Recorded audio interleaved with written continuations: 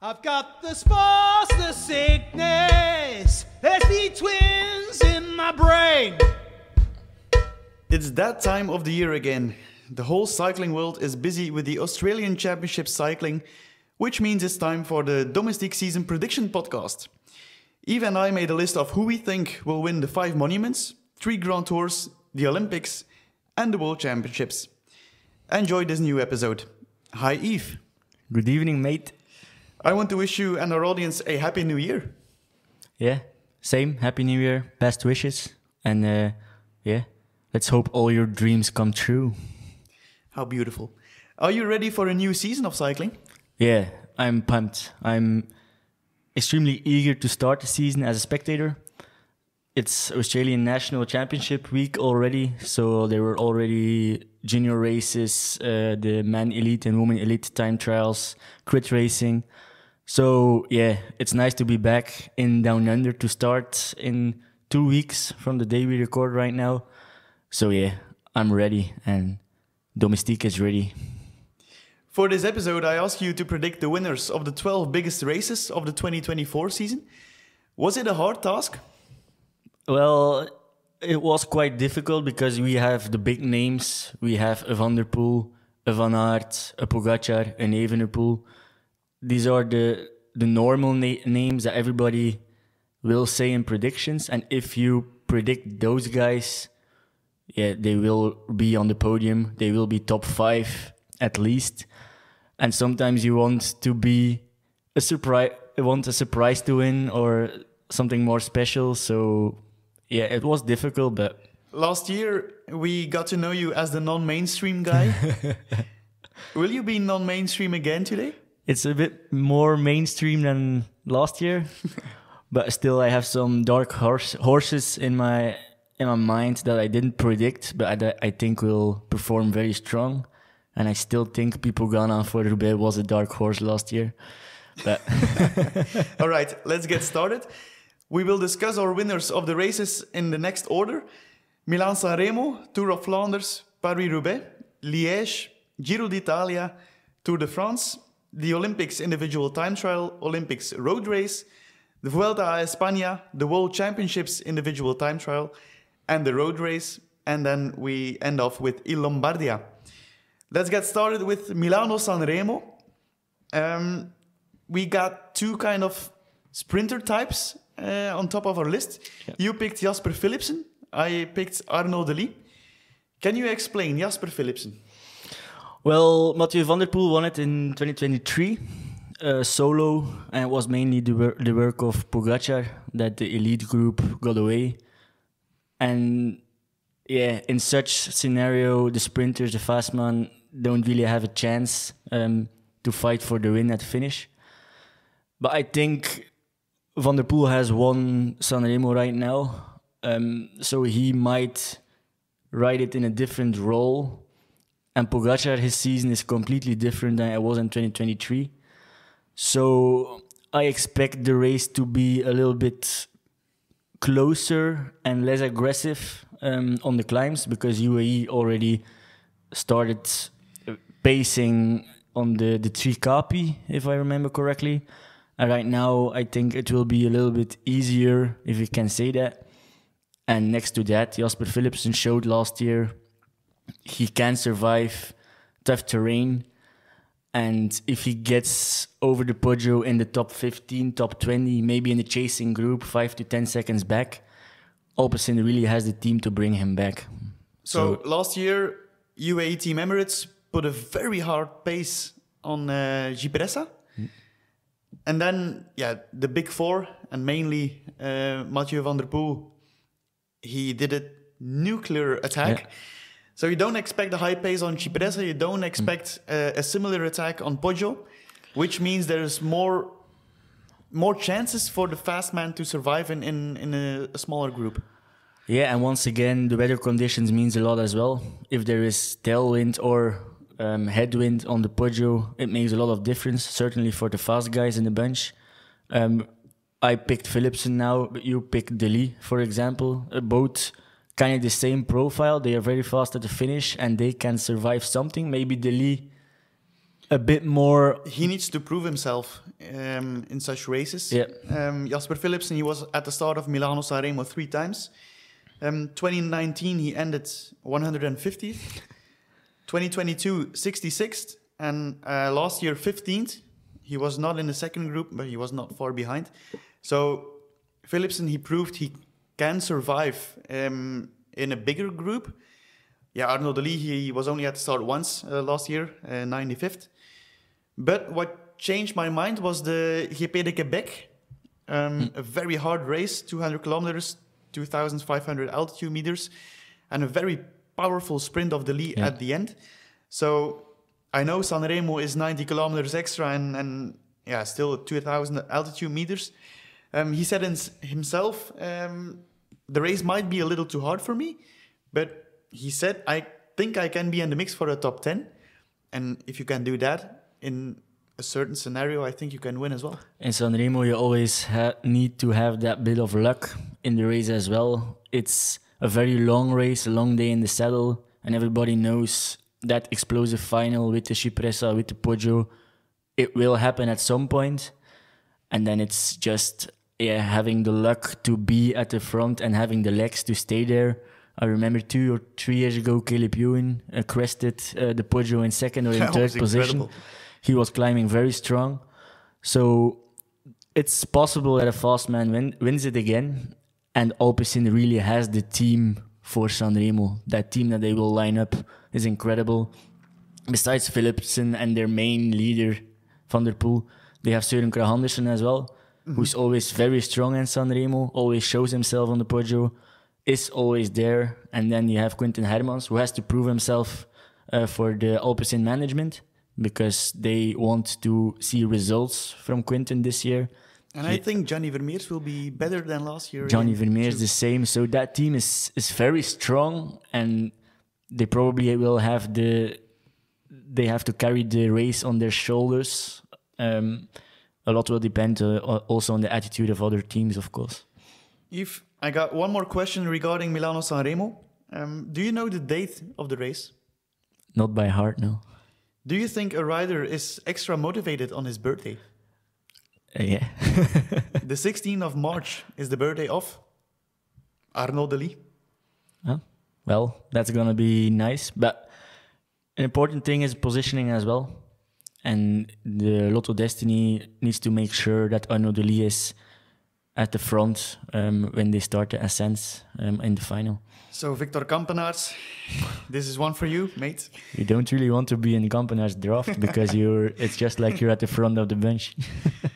All right, Tour of Flanders. Apparently that wasn't really difficult. You, as the big Mathieu van der Poel fan, release the beast. But yeah, I'm a big Mathieu van der Poel fan. But if you have to say one race that suits Mathieu van der Poel the best, it's Tour of Flanders. The hills, the steepness, the length, just his explosiveness. He can use it almost in every kilometer in that race. And the Tour of Flanders breeds Mathieu van der Poel for me. And if he doesn't have mechanicals, bad luck, crashes, he is the main favorite for me, and he's extremely difficult to beat in that race. Mathieu van der Poel, he won basically everything last year. That means there's not that much left anymore for him to win during the classics. But there's an extra story around Tour of Flanders. He's got the rainbow jersey. Do you remember who was the last winner of Tour of Flanders in the rainbow jersey? I'm quite shit at up history, your game, so up your game. no. Eddy Merckx. Peter Sagan. Oh, Yeah. damn. He was the last one. But yeah, it's always special to win such a big race in a rainbow jersey. And if he wins, he gets to be co-record holder. So, And what about the curse of the rainbow jersey? I don't think the curse will apply for him. Mathieu van der Poel is bigger than the curse, in my opinion. There have been other world champions, but I don't think he will be cursed or something like that. This is a quote I will remember, and we can use it as a title. Definitely. Mathieu van der Poel is... And I think I will be right. I'm almost certain about that. The fact that Tadej Pogacar isn't at the start of Tour of Flanders, What does it change for the race? It's a benefit for everyone else in the race. It's Pogacar, because he doesn't really have a sprint, he has to make the race as hard as he can. So he opens up with 190 k's to go. Van der Poel can do that as well. But now, last year, it was Van der Poel and Pogacar who made it extremely hard. And right now, everybody will watch Van der Poel. He has to do a move, or others have to anticipate. So I think it's beneficial, certainly for Wout as well. Yeah, I agree with that, but still I think peak Wout van Aert against peak Mathieu van der Poel on those steep slopes, I don't think a 100% is enough for Van Aert if Van der Poel is 100% himself too. Yeah, but Van der Poel could team up with Pogacar last year to make it a bit harder and to eliminate Jumbo-Visma back then. But right now it's Van der Poel and the Alpecin squad. That's not that strong to fight against the Visma Lease bike boys. Actually, I expect Visma to start the race with the idea, okay, Alpecin, show what you're worth. You can control the race and we'll sit here, do nothing. Yeah, probably, but I know Little Trek will be working at the front at the start as well. They did last year, or 2 years ago, for Mats Pedersen. They will do it again, I'm sure of that. For Steven, they have a strong team as well. So in depth, they are strong in depth. Yeah, that's true. But you have to think as well, who can beat a peak Van der Poel? Yeah, on paper, no one. But so if you start with that idea, we don't have a race. So Mathieu van der Poel, Tour of Flanders, that's noted. Paris-Roubaix. Well, the non-mainstream guy is back. Yves, you picked Kasper Asgreen. What's this? Well, I expect a lot from Asgreen.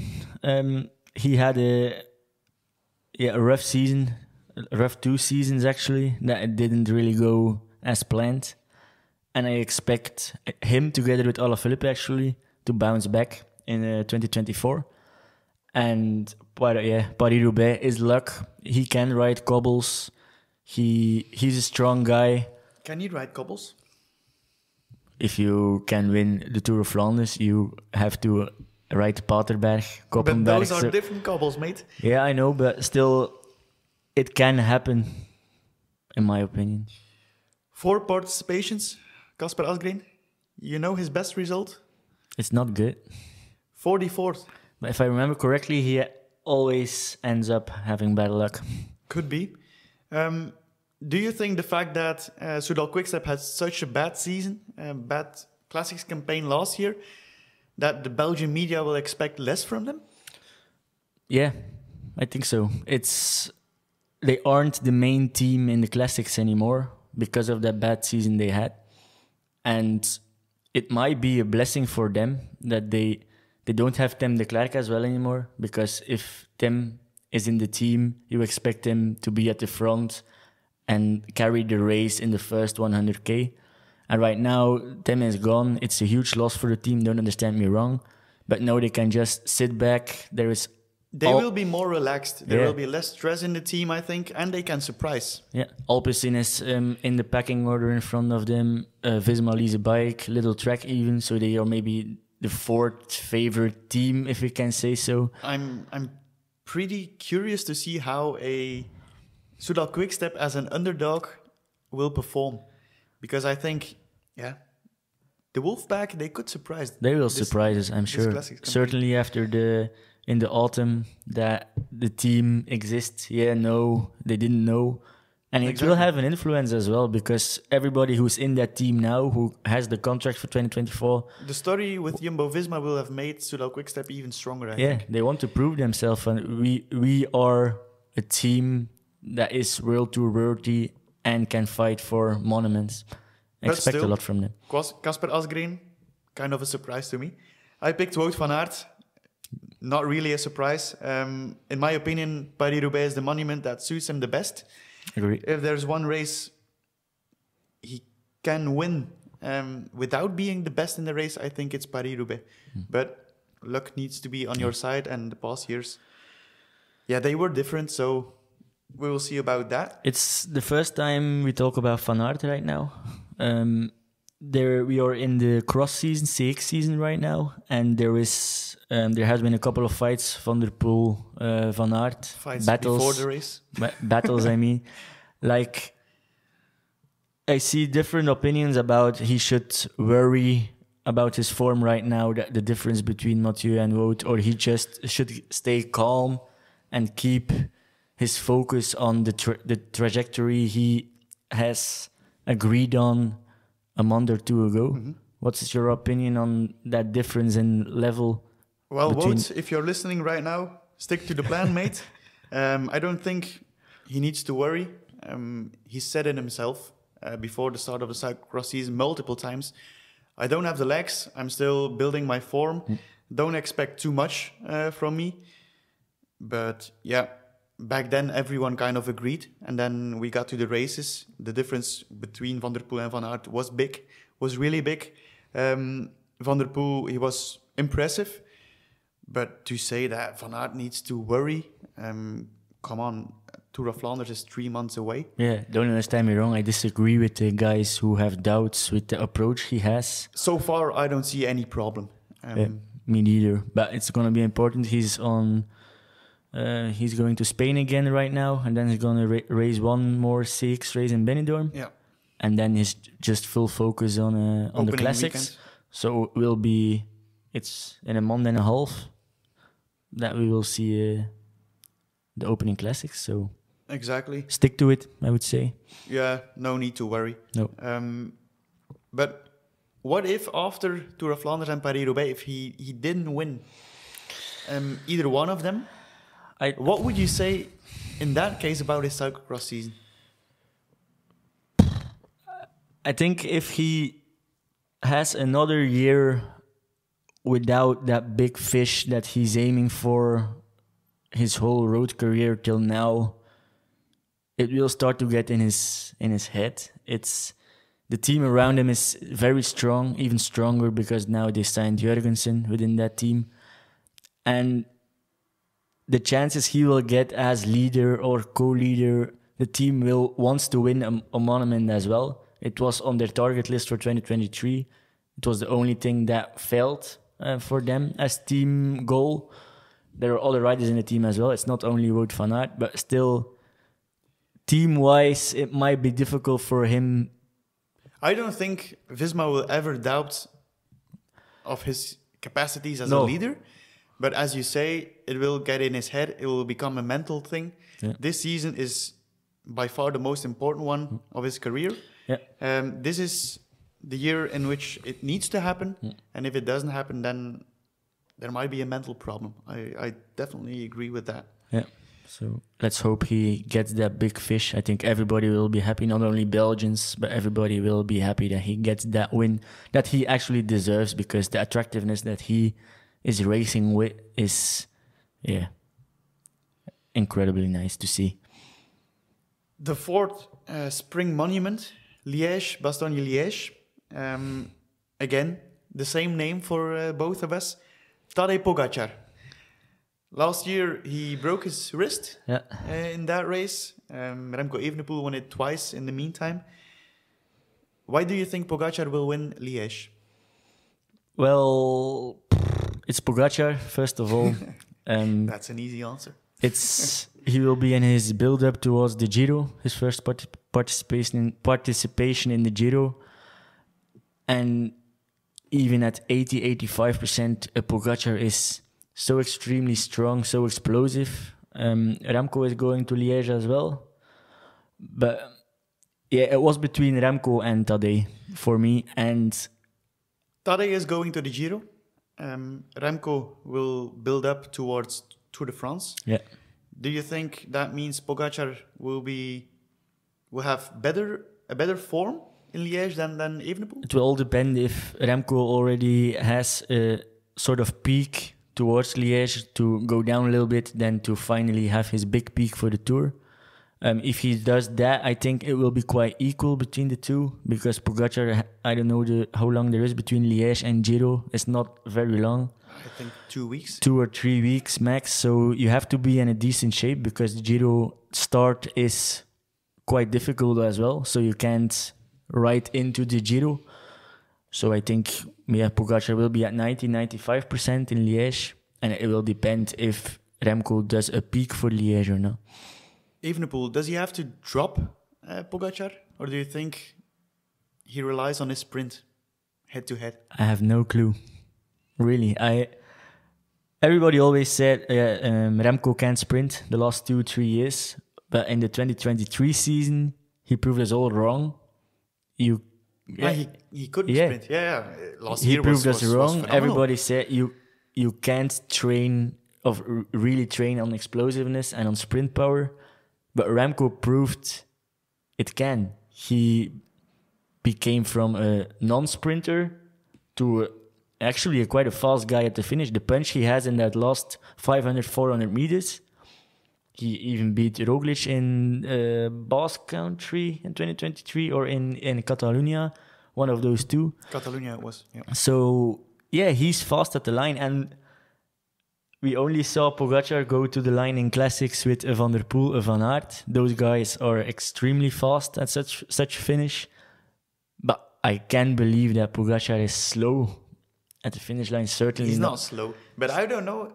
It's 50-50 for me. Line. For me, it's 50-50, to be honest. Remco Evenepoel, he can win Liège for the third time in a row. Another quiz. There were 3 riders who won it 3 times in a row. Give me the 3 names. Pass. You should know at least one of them. 3 times in a row. And say the other two, so I'm going to think a bit. The other 2 are Léon Hua. He won the 3 first editions of Liège-Bastogne-Liège, and the third one was Moreno Argentin. Eddy Merckx. Eddy Merckx is the second one. Hoppa. +1 for Yves. What a difficult question. All right, first Grand Tour, Giro d'Italia. Tadej Pogacar, his first ever appearance in Italy at the start of Giro. We both picked Tadej Pogacar simply because together with Vingegaard and Roglic and maybe Evenepoel, those are the strongest Grand Tour riders in this generation, and he's the only one at the start. Do you think it will be a difficult battle for Pogacar to win? I'm going to quote Dieter for this one and say he's going to clap the opposition. And so an easy dub?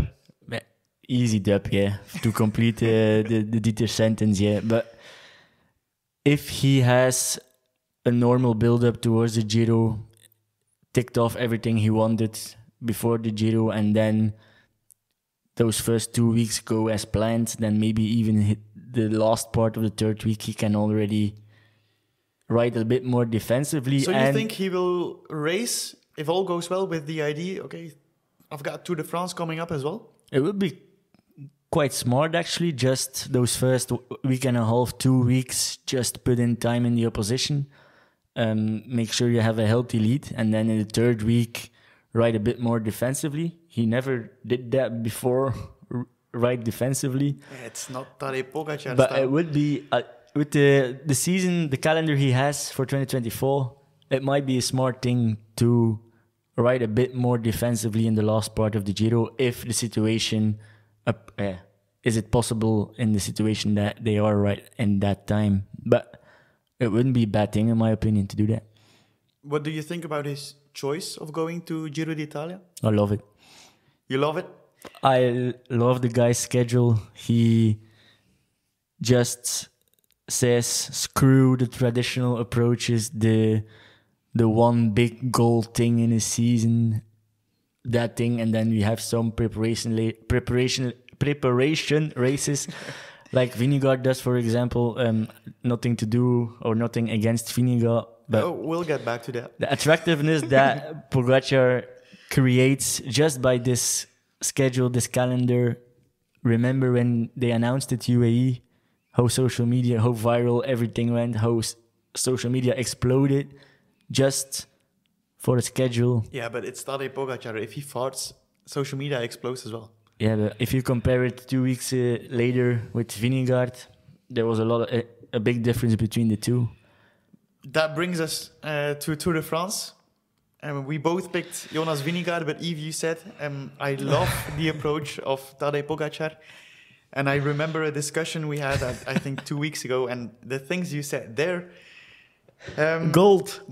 Let's get started with what you said about Vingegaard's program. You called it a grey mouse program.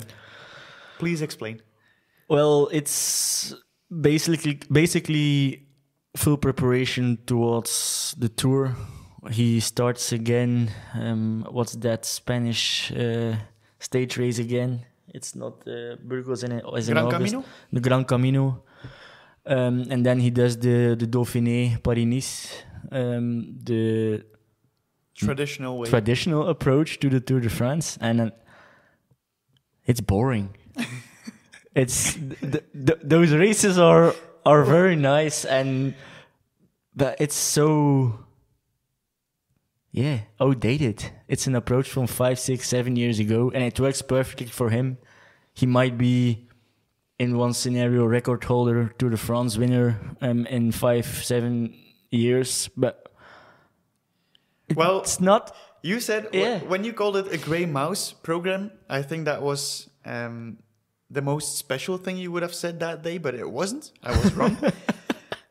You said it's okay, the program is okay, but will everyone remember him in 20 years? The guy won Tour de France twice in a row. Will everyone remember him in 20 years? How can you say that? Result-wise, people might remember him. People who love stats and who look up winners, etc., will remember him. But when you tell stories to your children in 20, 25 years, Vingegaard will not be the first rider I talk about when in my youth I watched cycling. It's the first one that pops in my mind is Pogacar, then you have a Van der Poel, a Van Aert, those guys, and Vingegaard, extremely talented guy, best Grand Tour rider in the current peloton. But yeah, except the results that he might get 4, 5, 6 Tour de France at the end of his career, exceptional. Not a lot of riders do that. But I will remember a Pogacar more than I will remember a Vingegaard in 20, 25 years. Fair enough. Can Tadej Pogacar battle against the best Vingegaard after going to Giro? No. So you think it will be an easy win for Vingegaard? Or? No, because the strength of the UAE team that goes to the Tour de France, we talked earlier about... I've got the list here. Tadej Pogacar, Adam Yates, Sivakov, Soler, Tim Wellens, Pollitt, Almeida, and Juan Ayuso. It's an insane team, and as we already mentioned with the classics, little track, strong team and depth. You can say exactly the same for UAE, but it's stronger than strong in depth. He had an Ayuso, who's the next big thing. He's so good. He has his morphology, his body, the mindset. He's so good, and it's only a matter of time before he wins his first Grand Tour. And Pogacar can play the Roglic role exactly 2 years ago. So UAE team Emirates is stronger than it used to be the past years. Visma Lease Bike doesn't have Wout van Aert this season. One could say it's a little less strong because of that. But as you mentioned, Vingegaard and Roglic, they beat Pogacar together that way. It could be the other way around this time. With Almeida, with Ayuso, Pogacar, he can play his cards now. It's very important that UAE gets the team on one line. And the main goal, the only goal, is to win the Tour de France. And that everybody is honest with each other and communicate with each other. And if they can achieve that together with a very good strategy, because UAE hasn't always proven to be good strategy-wise. If they can get that on one line, it will be difficult for the Visma Lease Bike to control that race and to get Vingegaard in the yellow jersey in Paris. But purely looking at quality and performance level, Vingegaard is the main favorite. Do you agree with my take that Visma Lease Bike is less strong without Van Aert? Yeah, certainly, because having a Van Aert, such a versatile rider in the team who can ride as fast on the flat as uphill, not a lot of riders can do that in the current pro peloton. Okay. That brings us to the I would Olympics. maybe add one more thing to Tour de France. Primoz Roglic. Yeah, well, if you add Primoz Roglic, I think you should also add Remco Evenepoel, because with Roglic and Evenepoel, there are now 4 players for the top step on the podium. The past years, with all respect for the others, there were only 2 main competitors, Vingegaard and Pogacar. But that could make it even more interesting. If Roglic attacks, if Evenepoel attacks, Pogacar can say to Vingegaard, mate, fix it. So it could be a very special year there in France. What do you expect from Roglic? He can go back to the Tour de France again as big leader. He has a good team in support. I need to be honest, I don't think Primoz Roglic will ever win Tour de France in his career. He will be in the mix. He will do a great job. I'm sure of that. But I can't see him beat Jonas Vingegaard. Yeah. So the Olympics, Paris, the individual time trial. You picked Wout van Aert, and I put Filippo Ganna on my sheet. Why Wout van Aert? It's a big target for Wout, the Olympics, the time trial and the road race. He has a lot of rest after the Giro. He can build up in a relaxed way towards the Olympics, and it can prove it's a benefit for him in comparison to some others. I know Ganna is going to the Giro as well. But Ganna is also doing the track racing. Yeah, so he will be a bit more fatigued, or a different preparation towards that. I don't know what comes first, the individual time trial or track. No clue. But still, your build-up towards it is a bit different. And besides Ganna, there is also Joshua Tarling. But yeah, Remco Evenepoel as well. Why didn't you pick Tarling? Why didn't I pick Tarling? I expect a lot from him this season again. He will grow and progress more in comparison to 2023. He had an exceptionally strong 2023 season. But the Olympics is something that happens once in 4 years. That guy is so young, and it will give a lot more pressure at the start of the Olympics, and he still has 3 Olympics to go maybe. Mm-hmm. And I think he's a bit too young to handle that Olympic game pressure, and it's everybody knows it's once in 4 years, so I have my doubts. Did Ganna win the Olympics already? No clue. I will look that up. All right. Maybe we should tell us a little more about the course of the Olympics individual time trial. The course is 32 kilometers long and has 150 altitude meters, so that's not a lot. That might favor guys like Van Aert, Ganna and Tarling more over Remco Evenepoel.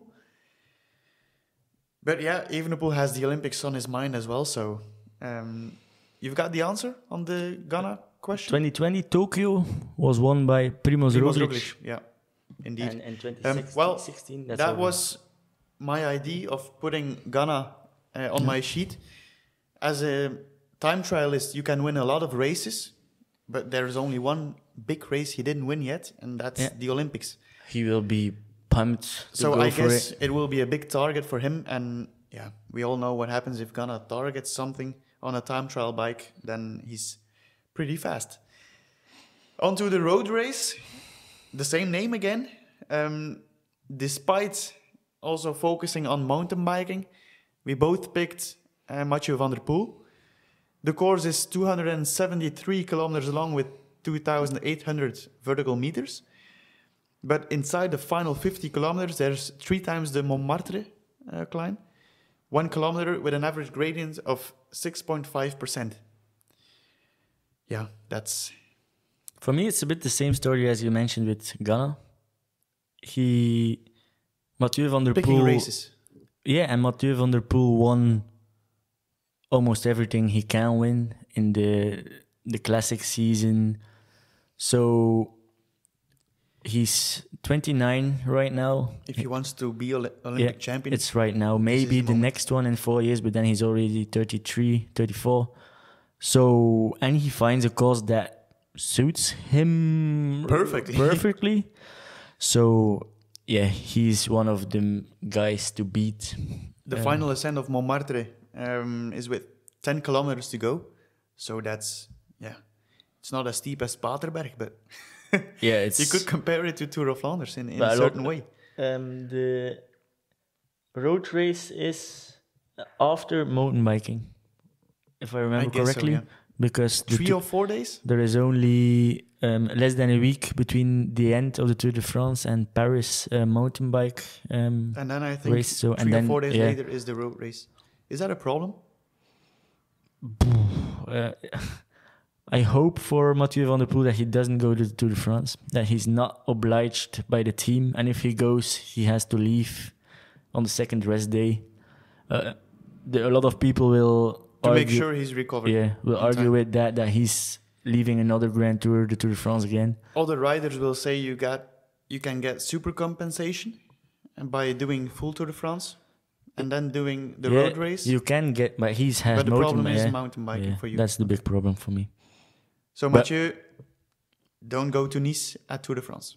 Go to the Vuelta, prepare for the Worlds then. But yeah. Vuelta, you already mentioned it. Primož Roglic, here he is. I just said Primož Roglic can't beat Jonas Vingegaard at Tour de France, but you think he can beat him at Vuelta a España? The Vuelta suits Roglic way more than the Tour de France does. Steeper climbs? Steep hills, shorter climbs. Steep climbs, hills. Sorry, Vuelta.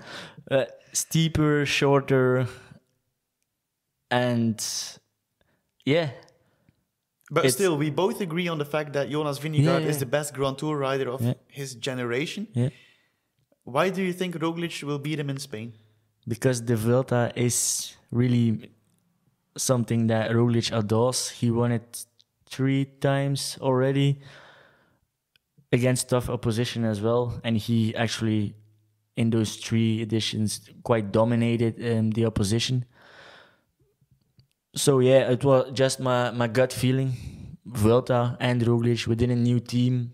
If the Tour doesn't work out, he will be really eager to get that Grand Tour win for Bora Hansgrohe. What about Sepp Kuss? This is a question to make me quite unpopular, because I don't think Kuss will win another Grand Tour. Ever again? Ever again. How can I say? Do you think he still wants to win another one? Good question as well. And after the Vuelta, he said never again to his wife. Yeah, but 2 that months later, he said something else. Let me say it like this. I don't think he will lie awake at night because he didn't win another Grand Tour in his career. And he won the Vuelta, you can't say because of luck, but the race situation because of goodwill unfolded perfectly to get in that break and to get those 3 minutes. We need to be honest. And then the goodwill he wasn't the strongest in the race. And his time trialing is quite rubbish, certainly flat time trials. He doesn't train at all for time trials, he mentioned in the podcast during the Vuelta. But Sepp, we will still be your biggest fan. Yeah, don't understand me wrong. Again. It's insane what he did there, but he will not be a leader within that team. He might have a protected role because he's defending champion, and it's quite weird to let the defending champion Domestique with 50 k's to go on the penultimate climb. But still, and he knows it himself, I'm sure. I gotta defend my pick as well. I agree with you that Spain suits Roglic more, but I think still it won't be enough to beat Jonas Vingegaard. So Jonas for his second Grand Tour in 2024. That would be quite epic though. Remember Vuelta 2023, the the relationship between Jonas and Primoz wasn't Do you think the there best. will be some tension between the two of them? But I don't know. But it's gonna be quite fun if I'm on the Domestique Live in some sort of race, and then I can get the picture from 2023 and 2024 next to it. Well, is there tension? I don't really know, because Jonas had a lot of respect for Primoz, and he says he owns. They both got a lot of respect for He each other, owes without doubt. almost everything to Primoz, because in that Tour de France that he got the white. We the need to be Mont honest. Ventoux. Primoz Roglic, he kind of left Jumbo-Visma as a god. Yeah. He's the one who made the team And as big as it is. deserved as well. What he Exactly. did for that team. 3 races left, starting with the World Championships individual time trial. We're racing against the clock again. This time, you picked Remco Evenepoel. The one on my sheet is Joshua Tarling. Big balls. The course, 46 kilometers long with 413 meters of elevation gain. That's Remco Evenepoel style. The guy, back-to-back World Championship title will be on his head. But yeah, Joshua Tarling, I think he will step up his game. And if he hasn't beaten Pogacar at the Olympics, I think this will be his victory. It's pretty insane what 1 year, one exceptionally strong year, does with the expectations for a young guy like Joshua Tarling. Do you think it's wrong of me to No. pick him? here? We posted the thread on X with the spots open that all our followers could predict. Mhm. And a lot of times Joshua Tarling came up there. If you compare that to But last he's year, a monster on that time trial. but if you compare it to last year, no one mentioned him. Only the real, people with cycling. we knew him, We but knew who he was, but we didn't really know how he would perform. He's so young. to and- win that big races already. Yeah, and right now that those expectations are so high, and I'm always quite scared. It's not wrong to put him on there, but I'm always quite scared with expectations on young guys. Certainly the guy, Evenepoel is still young as well. yeah, but he's within Ineos as well. That team is under pressure. Those last years, certainly on Grand Tours, the team will expect quite a bit from Tarling as well. Not only in time trials, but he has to perform. The team has to perform, and I hope they don't overschedule his season. Yeah, but I think this will be a big target of his. He has to get the freedom from the team, of course. And I don't know if he's going to the Tour, yes or no. But yeah, I hope he does it very strong. And a very strong ride. He's so good. I remember Chrono des Nations. I've got it on my paper here. Chrono des Nations 2023. 45 kilometers with 322 altitude meters. That's only 90 less than the World Championships this season. Tarling, he beat it, Evenepoel, by 13 seconds. But you can't compare that. Because of 90 altitude meters. No, because Evenepoel was at the end of the season. Olympics, Chrono des Nations. But Evenepoel wasn't in top shape in Chrono des Nations. Tarling wasn't either. agreed. But I think Tarling, Yeah. he will step up his game again in 2024. Then it's going to be scary if he does as a big step For me, as he it's did. scary already. He's that young and he's doing those power files. I don't know if Dieter sees those power files. When is that? I don't want to know what happens. That guy is born in 2004. He's 19 years. He is 20 on the 15th of February. No comment, and let's What move were you on. doing when you were 20? Sitting in the couch, watching some guys on a bike, and yeah, And drinking a beer. I'm feeling old right now. 1 week later, there's the road race at the World Championships in Zurich. 273 kilometers, 4,400 altitude meters. Goat. We both No. picked... You named him the GOAT? Yeah. Tadej Pogacar. Although our preview writer, Erythropoetina, he didn't agree. He said it's almost impossible to be 100% after the combination of Giro d'Italia, Tour de France and the Olympics. He also said it's a good course for Pogacar, but not a perfect one. The last climb is at 20 kilometers from the line, and the course is best comparable with Ponferrada in 2014. But still, it's Pogacar. It's Pogacar. He was fatigued as well before Glasgow, and he was still in the mix to get that world title.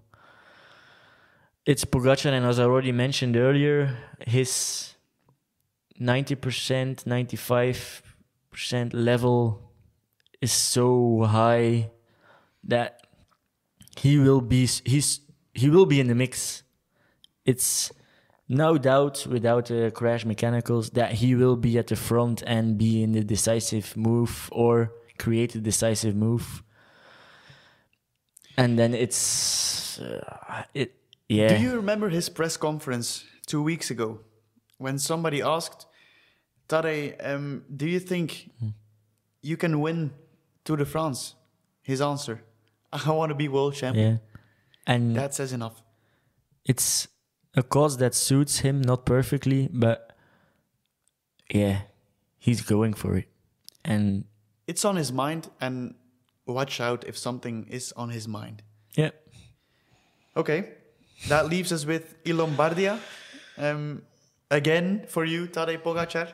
I was doubting between Van der Poel. No. 4 times in a row. Back to back to back to back. Would that be? Imagine. Who is the rider that won Lombardia 4 times in a row? No one.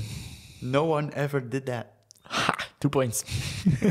No one ever did that. But still you think Pogacar is going to do it? I mentioned it so many times already, but it's Pogacar. And everywhere he starts, even if the guy has 50, 60, 70 race days, it's Pogacar. He's a phenomenon on a bike. It's a generational talent. He can do everything. A Grand Tour winner who comes to the Tour of Flanders, wins, goes to World Championship in Glasgow, fights for the rainbow jersey. What if Pogacar gets to wear the rainbow jersey after Zurich? No. Does that change your pick? Yeah, if he's world champion, he's not winning Lombardia. Because Tadej, if you watch this, if you're world champion, please drink some base and don't care anymore about Lombardia because you have the rainbow stripes. my pick is Remco Evenepoel. What's your idea about that? Remco will still be racing on revenge after what happened in 2020 Those two. in Lombardia. Last year, he crashed early in the race, still got 9th. Lombardia suits him. And yeah, I think it's kind of the same story as it was in Liège. We already mentioned it. Pogacar against Evenepoel could as well be the case here. Yeah, those two are the main favorites for Lombardia. So, nothing more to add about that prediction. Okay, Yves, after this prediction episode, on a scale from 1 to 10, how hyped are you to get the season started? 11. 11. All right, that's it for today's Domestique No, Cycling Podcast I have episode. A question. Almost. I have one question. I want one name. Who's gonna be the biggest surprise of the 2024 season? It's a rough question. I already have it in my mind. I'm doubting between two, but Surprise. Yeah, it's not about. I wasn't prepared for this one. It's not about winning a race, but who's coming onto the scene. No one expected it, but a bit like Schelmoser 2023, Felix Gall. Schelmoser, was he a surprise in 2023? He was already good in 2022. I think it was a surprise for me how versatile he appeared to be. Felix Gall, I have to be honest, before... A guy like Lenny Martinez. That Yeah? was a surprise. No? Yeah. But you still didn't answer my question, so... I'm gonna start first. I'm doubting between Isaac Del Toro and Morgado. Those guys crushed the opposition in the youth categories, and they are in one of the strongest teams in the World Tour within UAE. And I'm not putting pressure on them to win big races, but it will be a very important year for them. And I'm looking forward to see how they will develop through the year. Maybe after the transfer episode, if Dieter would be here, he would say Talet as Grand Tour rider. But all young guys. And Talet was in my head as well. But I've got another one. I don't know if it will be the case, but I'm already a fan of the guy. Luke Lamperty. Soudal Quickstep, 21 years old, coming from the States. He's said to be a powerhouse with a focus on the classics. So if Soudal Quickstep needs something, it's Luke Lamperty. Good name. Good name. Can I close it? You can close it. That's it for today's Domestique Cycling podcast episode. We're happy the 2024 season is finally getting started. Thank you for tuning in, and don't forget to subscribe. See you. See you later. I've got the spots, the sickness.